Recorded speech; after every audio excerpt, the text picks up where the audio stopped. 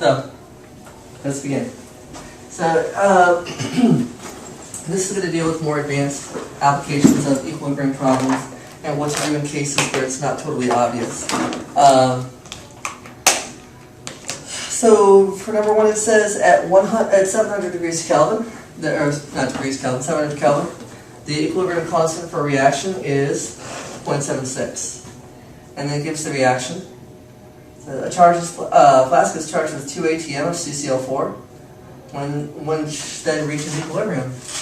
What is the fraction of CCl4 that is converted into carbon and chlorine? So the equation is CCl4 gas goes to form, or rather is in equilibrium with carbon solid and 2Cl2 gas. Okay, so the first thing you're going to do is set up an ice chart because it gives you some initial concentrations and asks you to solve for what fraction is converted. To figure out what fraction is converted, you have to figure out what the equilibrium concentrations are. Or specifically, in this case, it gives us an initial 2.00 atm of CCl4, and it gives us initial values of 0 and 0 for this. But of course, it doesn't explicitly say we have 0, it doesn't mention we have anything else. Make sense so far? Yes, because you assume. Now, which side is going to increase? The product. Products.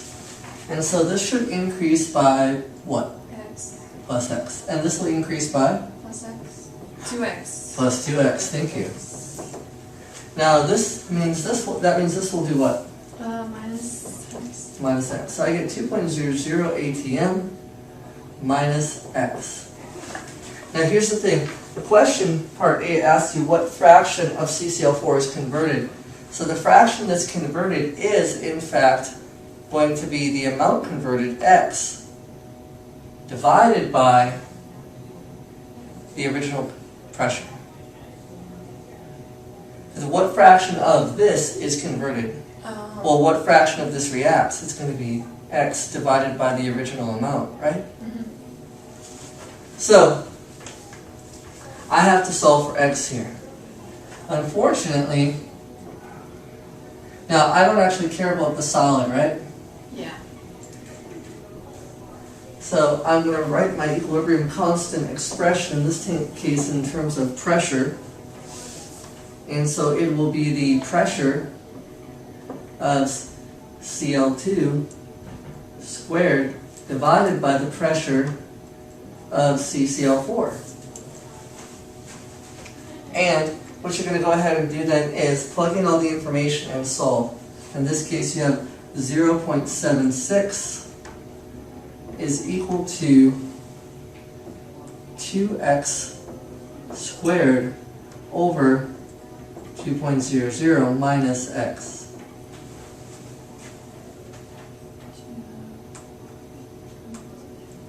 Now, what's wrong with this problem? What's wrong with what I've done?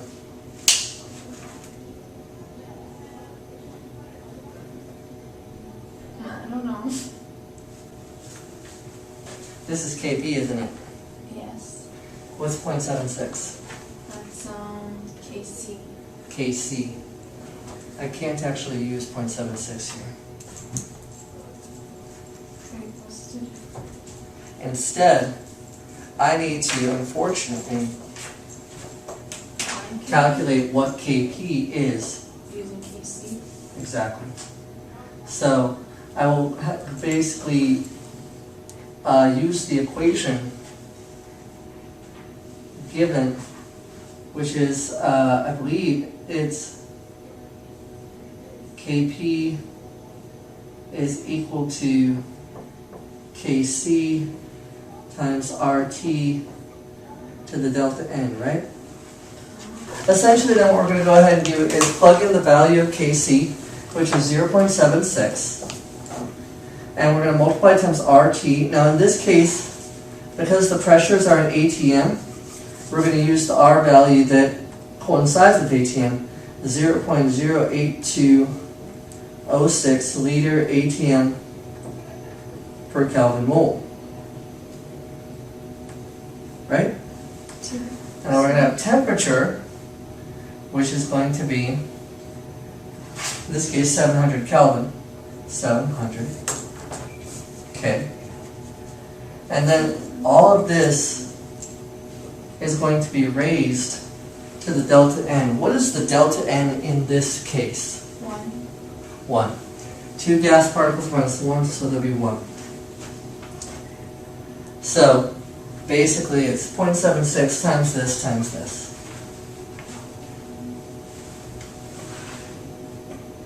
And if you calculate that, what do you get for Kp? 43.655. 43.65. We'll just say 43.7, because technically speaking, we really only have 2 sig figs. We're not going to round to the very end. Alright, so we have 43.7 here. From here, we're going to go ahead and multiply everything by the denominator here. Because essentially, we can't solve for x when it's in the denominator. So you have to multiply everything by the denominator. And that's going to cancel this out. It's going to give us 2x squared is equal to 2 times 43.7, which is, of course, 87.4 minus 43.7x. Okay. Make sense so far?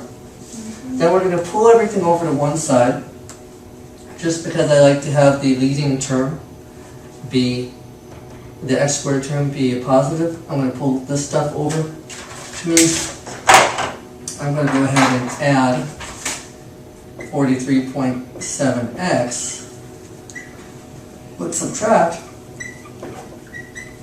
87.4 to both sides. So minus 87.4 plus 43.7x. That will cancel this, and I'll get 0 is equal to 2x squared minus, or rather I'll do plus 43.7x minus 87.4. And from there, I have a quadratic formula. I have a value of A, B, and C, which means I can plug this into the quadratic equation. So this is my C, this is my B, this is my A.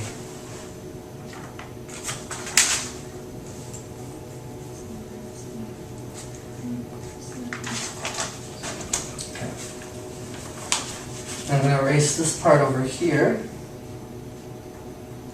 That cool with you? Yes. Okay.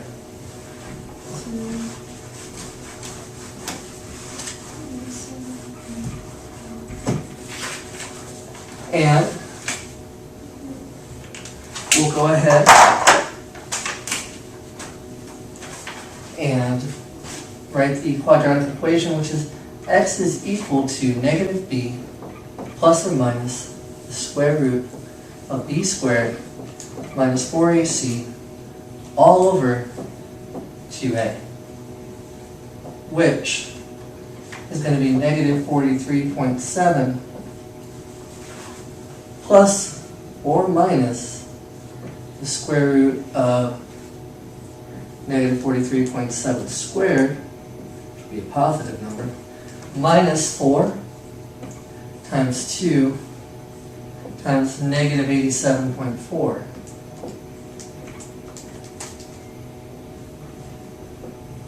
All over 2 times 2.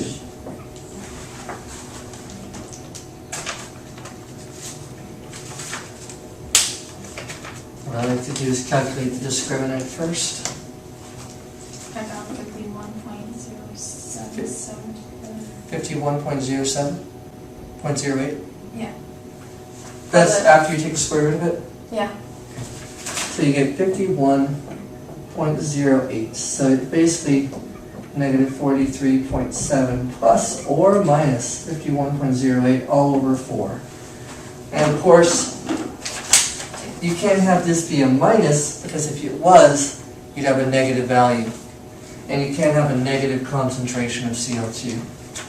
So it looks like the only viable possibility is the positive one, which means that X is going to be equal to negative 43.7 plus 51.08 divided by 4, which ends up giving you 1.84.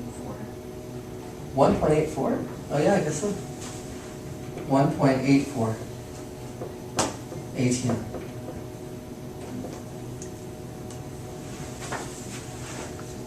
And is that reasonable?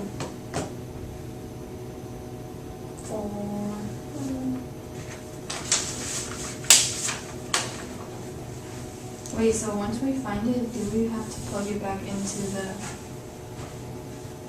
You don't have to, but is it reasonable in the sense, is it possible Is it possible that that X could be 1.84? Is it possible? Yes. Yeah, and it doesn't make this negative, right? Mm-hmm. And it doesn't make these negative, so yes, it's possible. Is it reasonable? Yes, it is. Because if the KP is 43.7, then we would expect the products to be favored significantly. And the products are favored significantly since most of this is converted. Does that make sense? Yeah, but like, how would you... Wait, why did you expect the products to be more?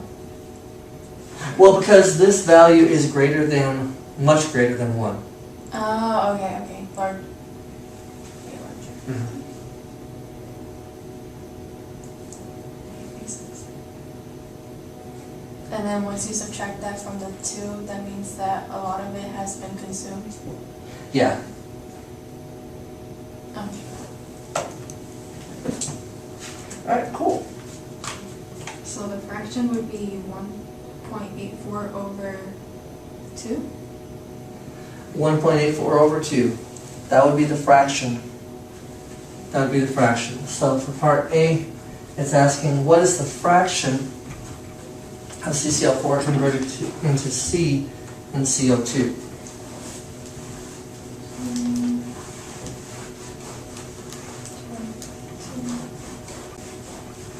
And then from there,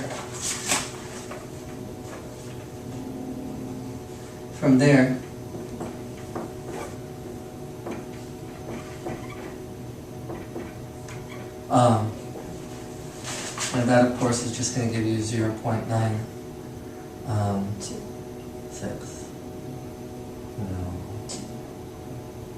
Yeah. No, 0.94. It's 2. 0.92, that's what I said. I was like, what? You're trying to trick me. Alright. 0.92, that's the fraction. Then it says, what is the partial pressures of CCl4 and Cl2? Well, this is just going to be 2 times 1.84, so that's going to be 3.7, 3.68? No. Yeah, 3.68. And this would be, of course, 0.16. Cool. What? Oh, never mind. I forget. Alright, good deal. Now, next. Hey, any questions on this? No. Okay. And the equilibrium concentrations of SO2, SO2 and CO2 are determined to be 0.108, 0.052, and 0.162 respectively. And then it says, if the concentration of SO2 is suddenly increased to 0.115 molar, what will the concentrations of all 3 gases be after equilibrium is reestablished?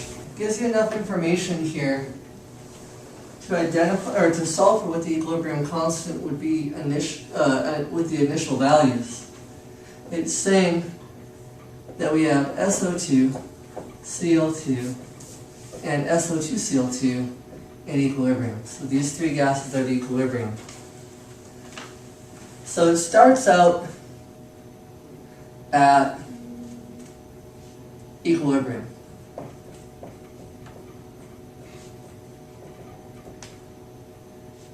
And at equilibrium, you have 0.108. You have 0.052. And you have 0.162. Okay?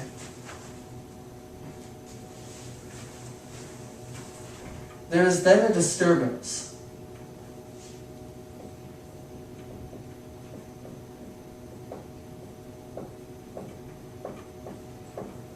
Something has happened in the equilibrium, and the disturbance occurs in the concentration of SO2.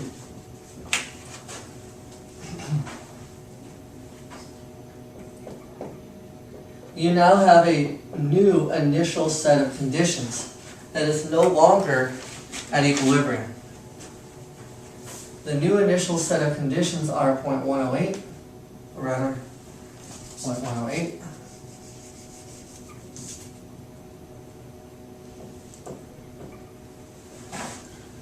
This has been bumped up to 0.115. And then Cl2 is still what it was before. Okay? So it was at equilibrium. The equilibrium is disturbed by suddenly adding more SO2. So this now becomes our new set of initial conditions. Okay? This is going to be followed by a change. Which way is equilibrium going to shift, according to LeChat's principle? If you add more the reactants. It shifts the reactants since you added products. So if it shifts to reactants, what's the change going to be here? Plus X. Plus X. Which means this is going to be minus X and minus X. I will now solve for my new equilibrium based on this data. I'll do 0.162 minus X, 0.115 minus X, and 0.108 plus X. Okay. Now before we do anything further, we actually have to figure out what the equilibrium constant for this actually is. So I'll start by taking a Kc is equal to the concentration of SOCl2, SO2 times the concentration of Cl2 divided by the concentration of SO2, Cl2. And then I'll plug in my initial values that were at equilibrium. And that's going to give me 0.052 times 0.162 divided by 0.108. I'll leave the units off since it's going to be a unitless quantity at the end anyway. And what does that give me for your Kc?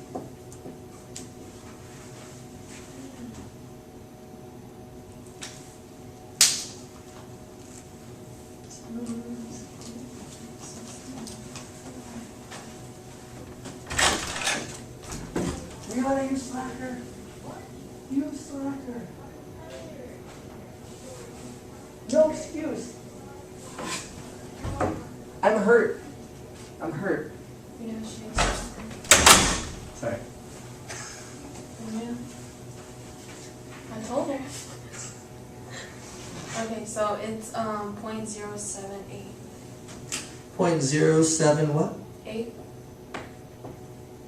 That's it? Yeah. Yes. Exactly?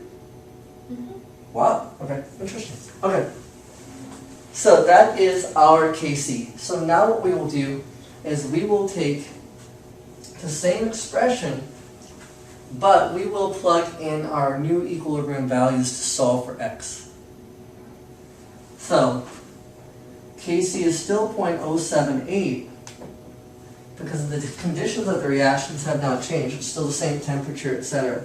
But we now have to take into account the disturbance. So this is going to be 0.115 minus x times 0.162 minus x all over 0.108 plus x. Okay? So now, this is going to get complicated. But basically we have to cancel the denominator. We'll start by multiplying both sides by 0.108 minus x, plus x rather.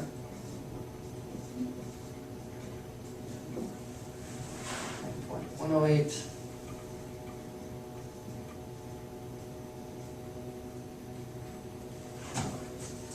times, I'll just put it down here, times 0.108 plus x. And that's going to cancel this out down here. And what's 0.078 times 0.108? Wait, where did you get the extra x? I'm sorry? Where did you get the extra x from? Oh, this is an x. This is times. Sorry. Oh. Okay. Times 0.0084 plus 0.078x, right? Alright, so then we set that equal to this, which we then have to FOIL. So it'll be 0.115 times 0.162, 0.0186, like that. Yeah. And then we will go ahead and multiply the inside and the outside, and that's going to give you minus 0.115x and minus 0.162x, and then you'll multiply the x's and that'll be plus x squared.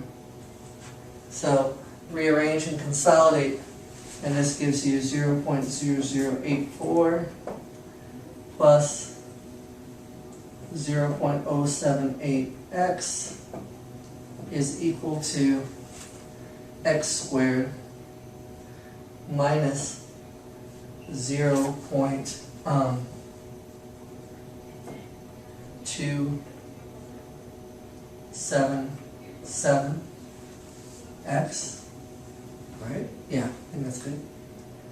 Plus 0.0186.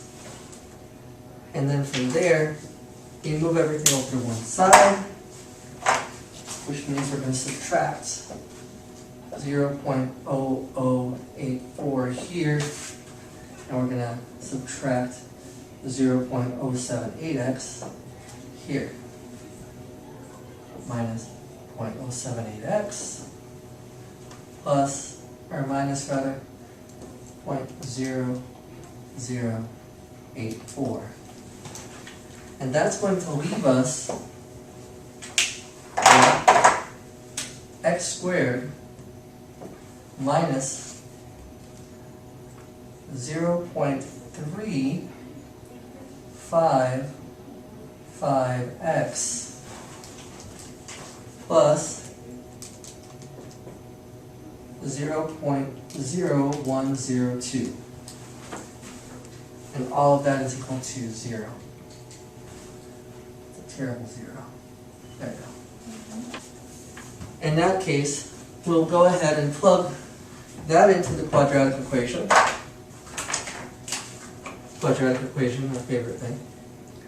X equals negative b plus or minus square root b squared minus 4ac all over 2a And you thought you'd never have to do algebra again. I'm in calculus too. And negative 0.355 plus or minus the square root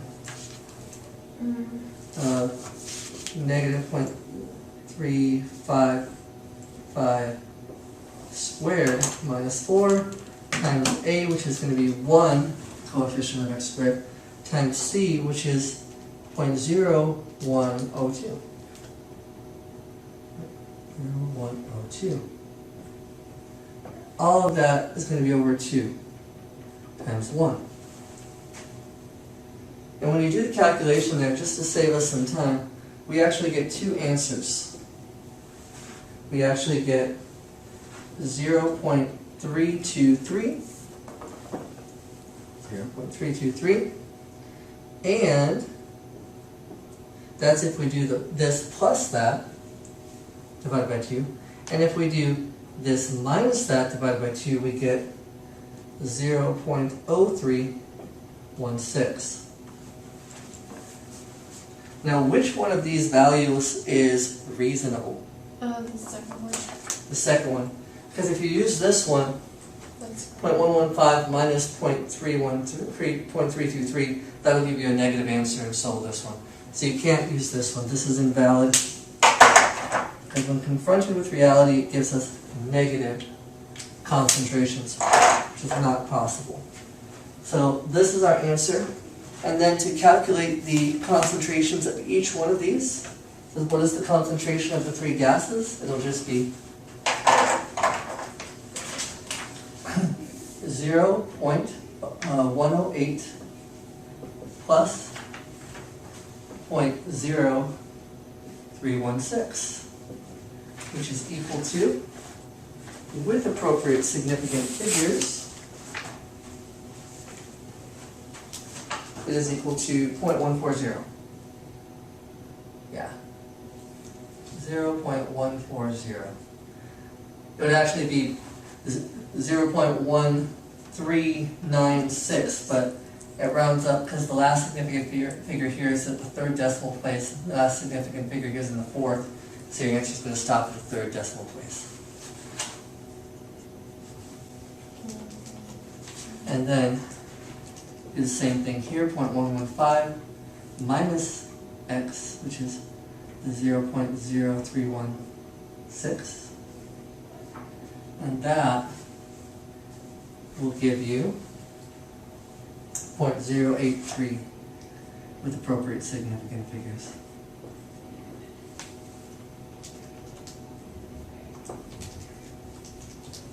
And then last but not least, 0.162 minus 0.0316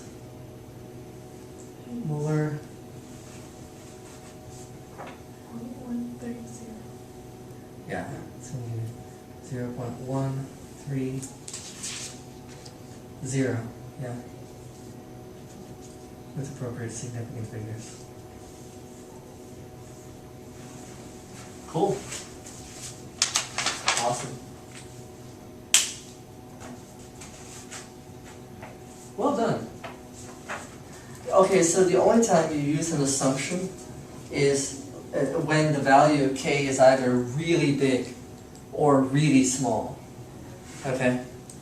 So if k is 10 to the negative 5th, 10 to the negative 6th, or smaller, you can probably get away with using an assumption that the change is not going to be that much.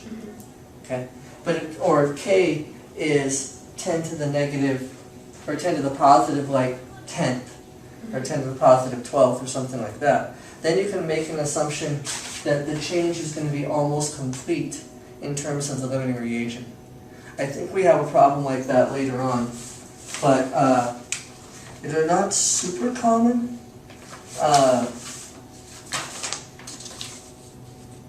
But I do think we have. I do think we have one. I think it's on number 5. Number 5. Let's go ahead and skip to that, just because I think it'll be fun. Yeah. Okay. Number 5. It says at 750 Kelvin, Kc is 6.7 times 10 to the 12th for the following reaction. And it says if a 1 liter flask is charged with 0.150 moles of C2H2 and 0.50 moles of Br2, what is the concentration of C2H2 after equilibrium is reached?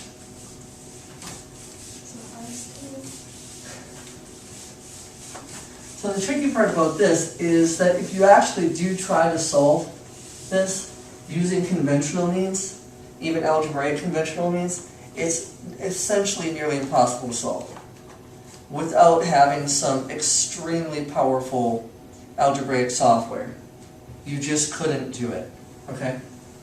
So, one of the ways that you would approach this, C2H2, gas, plus 2Br2, gas,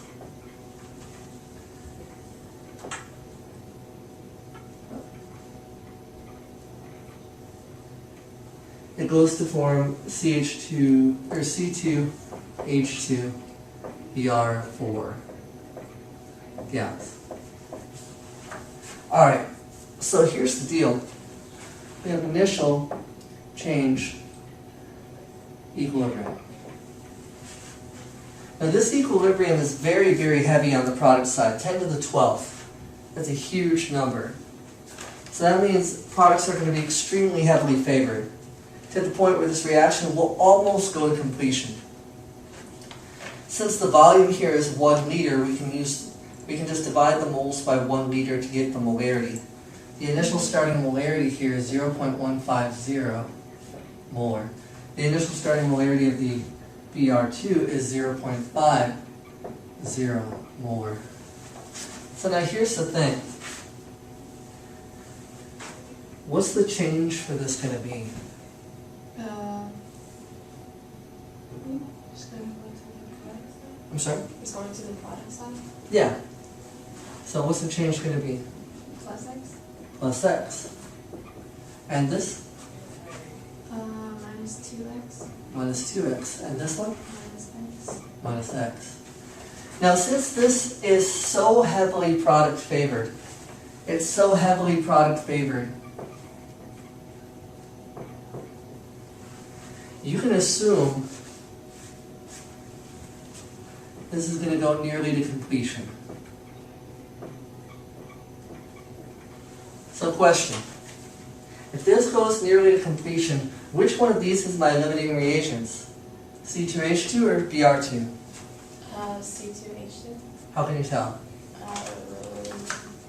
It's smaller? Considerably smaller, right? Like if it's a 1 to 2 ratio here, alternatively you could just do a simple mole to mole ratio, 1.50 molar C2H2. Convert 1 mole C2H2 to 1 mole of product, right? CH2Br4, and that gives you 0.150 moles of product.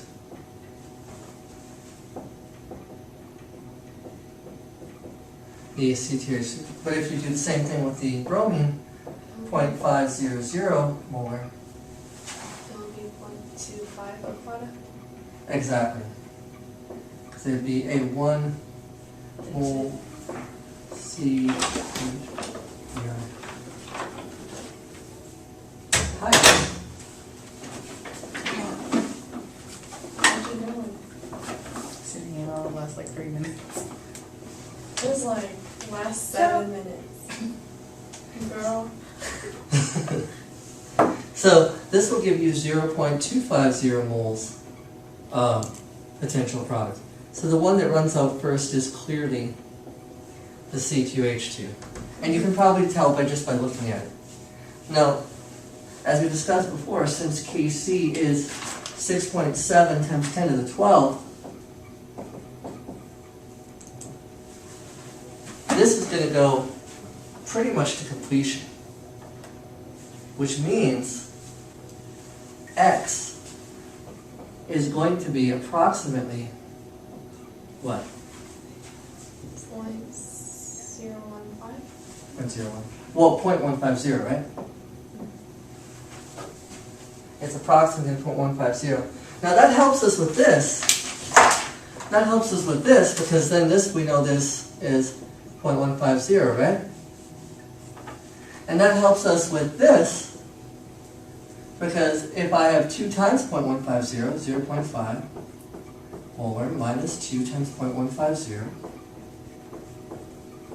that's going to give me 0.500 minus 0.300, which is 0.200 molar. That gives me these, but if I assume 0.150 here, it gets 0, right? But I'm actually looking for what this is. It's not 0. It's just really small. Now, alternatively, what I can do is I can set up an equation with Kc is equal to x over 0.500 minus 2x squared times 0.150 plus, or minus x rather, all over x, and set it equal to Kc, which is 6.7 times 10 to the 12th. But the problem with this is that I'm then looking at a third order equation, x to the third. And I'm not going to be able to solve this with a normal calculator. I'm certainly not going to be able to solve it in my head. So what we can do instead is we can actually bypass this altogether, and we can say, let's make this, call it y. Okay? So then, if we call that y, this is what we can do. We can say, and why do we do that? Haha, not so good. Anyway, but 6.7 times 10 to the 12th, we can now say is equal to 0.150 times, or rather over,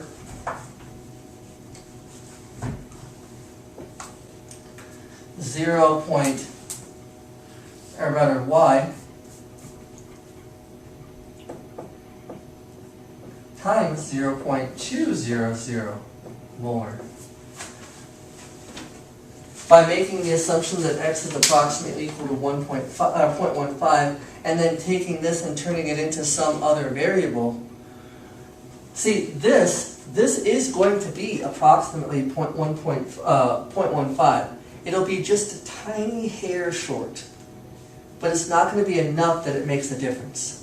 Likewise, this is going to be about 0.200. It'll be just a tiny hair above it, but it's not going to be enough that it makes a difference.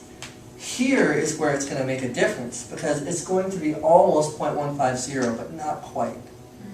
And it's basically impossible to calculate unless you just turn it into a new variable and assume those other values. So let's go ahead and multiply this. 0.12 times that, or 0.2 times that, times y, or rather, let's just say y, rearrange this, y is equal to 0.150 molar divided by 6.7 times 10 to the net 12th times 0.200 molar. What does that do? See, now you see the bigger problem with trying to calculate x here, because even if you did manage to calculate x correctly, using some sort of very powerful graphing technology or computer program, you would still end up with what you would get for this would be basically 0.149999999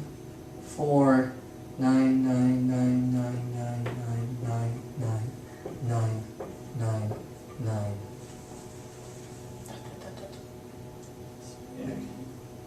Um, 8, 8, 8. And see, if you subtract this from this, with significant figures, you're not going to be able to solve it effectively. But by solving it this way, we can actually get a decent amount of sig figs, and we can actually determine what construction is. Pretty cool, huh?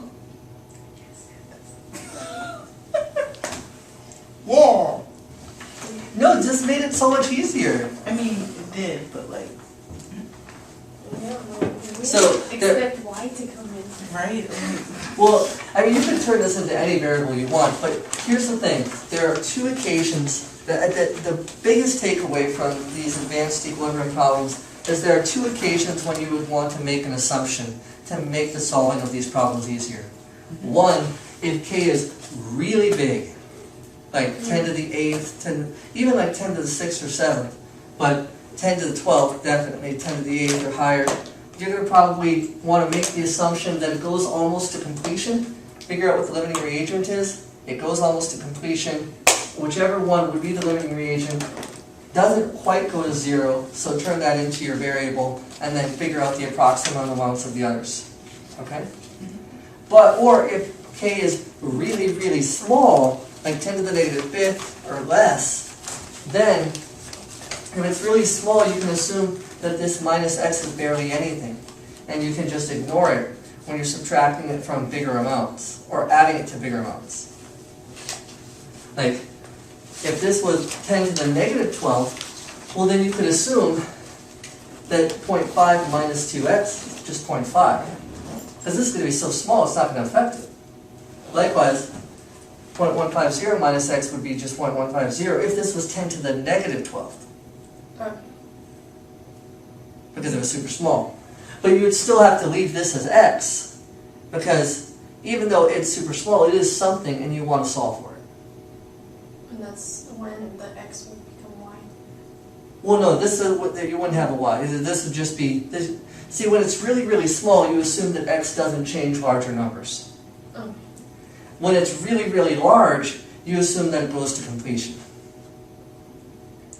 And so those are the two different types of problems you could come across where you'd have to deal with that.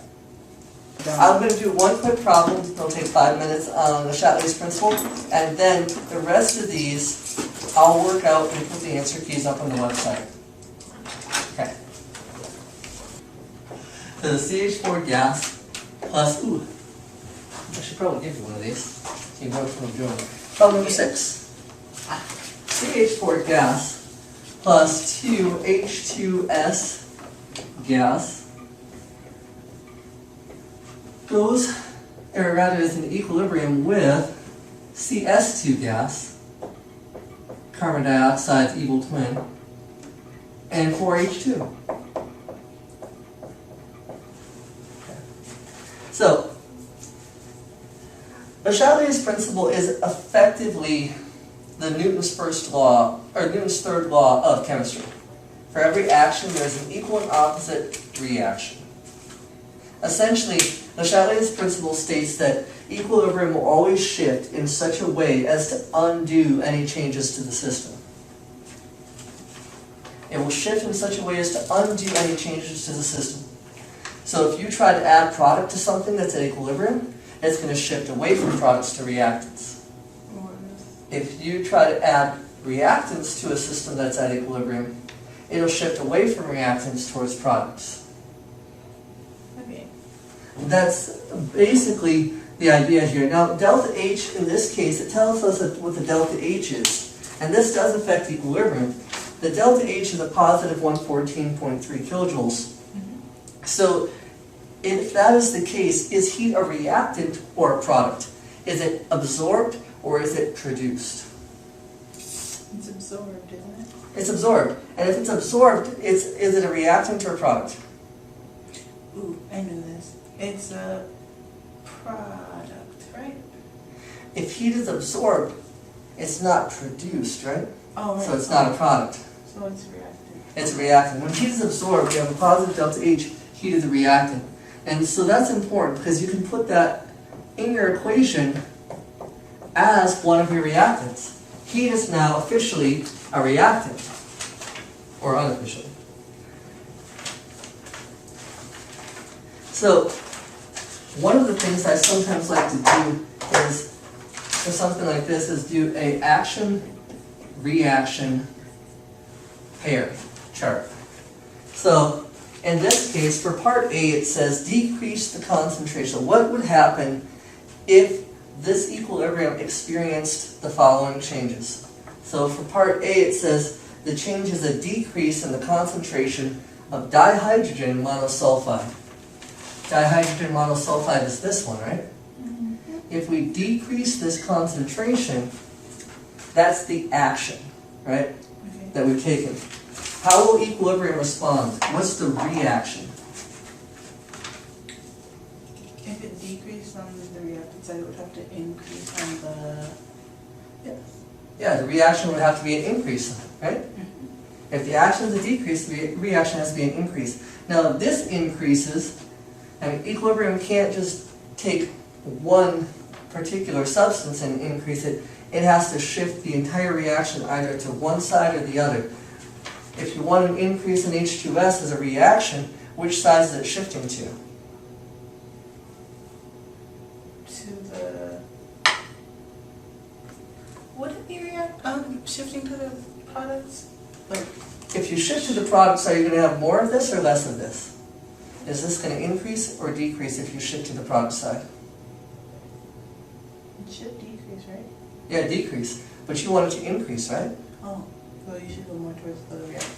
You're going to shift to the reactants. Ah. So, you're going to shift to the reactants, which means these are going to go down, and these are going to go up. Shift to reactants.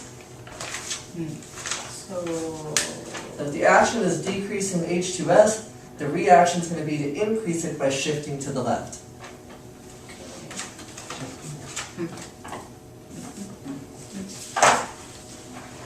It's an imperfect analogy, but it kind of is helpful. Think about having two huge containers of water, okay? One of them will label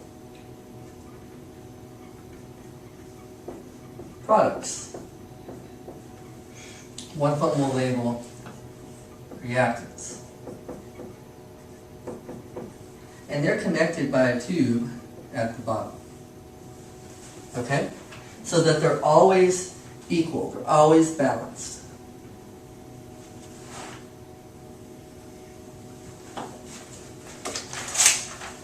So if I add products, what's going to happen to the flow?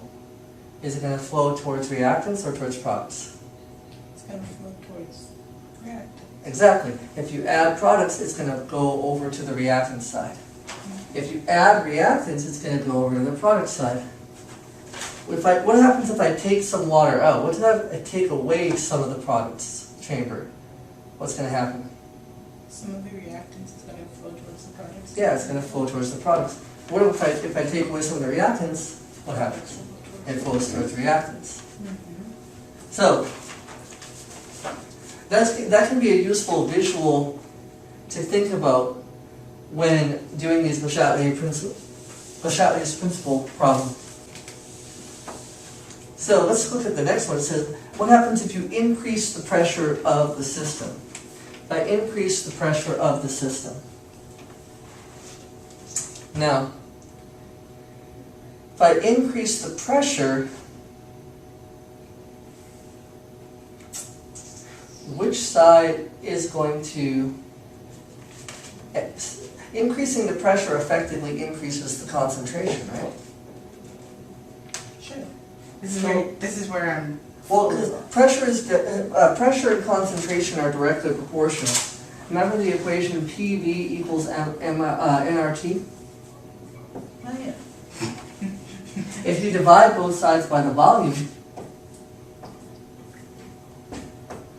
it becomes P is equal to N over V, moles over liters, which is molarity times RT. So pressure and molarity are directly proportional.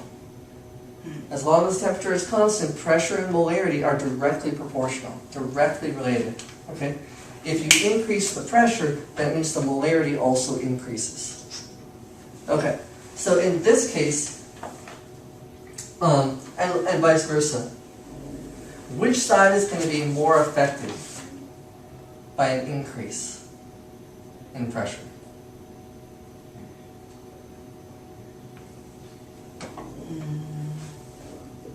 How do you gauge that? How do you Well, check that? for this side, if I increase the pressure, let's say I double the pressure, that means this,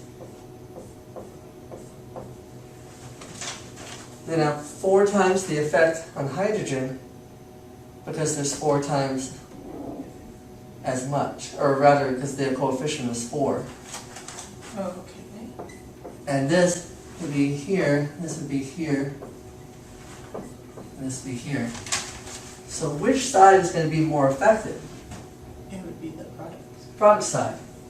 And essentially it's because this side is more gas molecules. And if you think about it, if you increase the pressure of the system, Chatelier's principle is going to try to, well, the equilibrium is going to try to shift to decrease the pressure. If you want to decrease the pressure, you have to shift to the side with fewer gas particles, right? Because increasing the pressure disproportionately affects the side with more gas particles. It's going to have to shift to the side with fewer gas particles to undo the damage. Does that make sense? So what you end up getting is a down, down, down, down, down, up, up, up. If each arrow represents 1 unit of pressure, then the pressure was initially increased by 8 units. Okay? Each arrow represents 1 unit of pressure that's increased. So if it's originally increased by 8 units, but by shifting to the left, that means that effectively that turned 8 units into 6 units. Because when the reaction is a change, this was the initial set, initially it was increased by 8, but it decreased by 5 and then increased by another 3. 8 minus 5 is 3, plus 3 is 6. So it reduced the pressure at least somewhat. A little bit more complicated than you have to think about it. If it's easier for you to think about it like this, just think that when pressure is increased, it's going to shift to the side with fewer particles to relieve the pressure. Okay, cool. Now it says, what happens if you increase the temperature of the system? If you increase the temperature of the system, what are you affecting?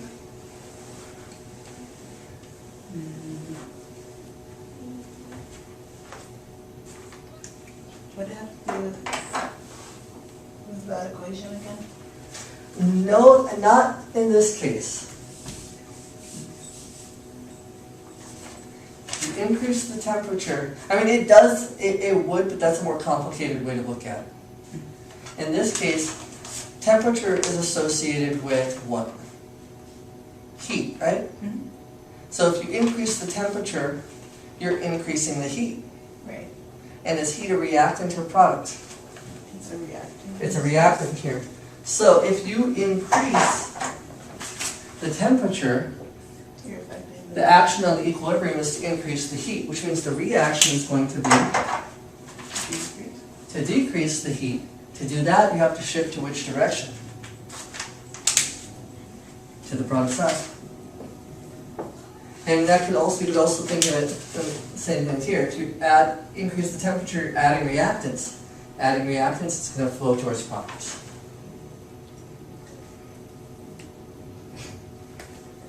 Does that make sense? Yes, it does. If you feel a little confused, it's okay. LeChat's principle is notoriously confusing for most students the first time they see it. And second, I'm a third. Now, what about if you increase the volume of the system? What about if you increase the volume of the system? So for this, the easiest way to think about it is to think about what effect would that have on the pressure. If you increase the volume, what does that do to the pressure? If you increase the volume, it affects the molarity, and it would, if you increase the volume, it would decrease the molarity, so it would decrease the pressure, right? Yeah, actually that's true. You can also think of it like in terms of molarity as well, so that's good as well. Cool. That was math. Yeah. I can math. So yes, if you increase the volume, you'll decrease the molarity, decreasing the pressure as well. So that means you're going to decrease the pressure of everything. Down, down, down, down, down, down, down. So which way are you going to want to shift in this case? You want to increase it, right? Yep. So you would shift towards that side. Product side, yeah. Mm-hmm. Because if you want to increase the pressure, you want to shift it to the side with more particles. Okay, that's what I thought. Yeah. So it's the opposite. Like if you increase the pressure, it'll shift to the side with fewer particles. Right. If you decrease the pressure, it's going to want to increase it, so it'll shift to the side with more particles. So in this case, this side is disproportionately affected by being decreased. So you're going to have to increase this side more than you, or you're going to increase that side because that'll give you more pressure overall. So is it like you're taking the pressure from that side and moving it to that side? Exactly. Okay. Exactly. To increase the overall pressure of the system, you sacrifice some of the pressure of this that already got hit once. Makes sense. Cool. And then last but not least, it says, what happens if you increase, this for, yeah, shift to the right. Now what happens if you increase the concentration of methane? The last part of this problem. Increase the concentration of methane. Methane is CH4, right? Yep. Okay. So that's increased, so what's going to happen? Well, you have the reaction would be to decrease the concentration, right? Yeah, I have to decrease in compensation, which means you're going to shift to? No, I know my direction's to right. Yeah, you're going to shift to right. You're going to shift to the product side, right? Mm-hmm. Which means this is going to increase, this is going to increase, and this is going to decrease. So when you increase the concentration of methane, you have to increase the concentration of the product? If the concentration, or if equilibrium is disturbed by adding methane, then to compensate, it's going to shift away from methane. It's going to shift to the product side. If you added CS2, it would shift away from CS2 to compensate. It's always going to shift away from what you add and towards what you take away. That's not us doing that experimentally, that's the reaction just naturally does that? Yeah, so like for example, this is a good biological example of LeChat's principle. So if you are running, your body experiences a buildup of CO2 and a lack of oxygen. The amount of oxygen in your system goes down and the amount of CO2 in your system goes up. When the amount of CO2 in your system goes up, that causes an increase in carbonic acid in your blood. As a result, your heart starts beating more rapidly and your lungs start breathing faster to take in more oxygen and release more CO2. So your body is constantly trying to balance the amount of carbonic acid and HCO3 in your blood to keep your blood pH at a relatively constant level. Okay. Yay, bio. Okay, yeah, that makes sense. So you're always trying to undo changes to the system. if the system is pushed in one way, then equilibrium is going to push back. Alright? Oh, well, thank you for coming. And like I said, we didn't get through all of the problems, but we got through enough that I think I can send you out wolves among sheep.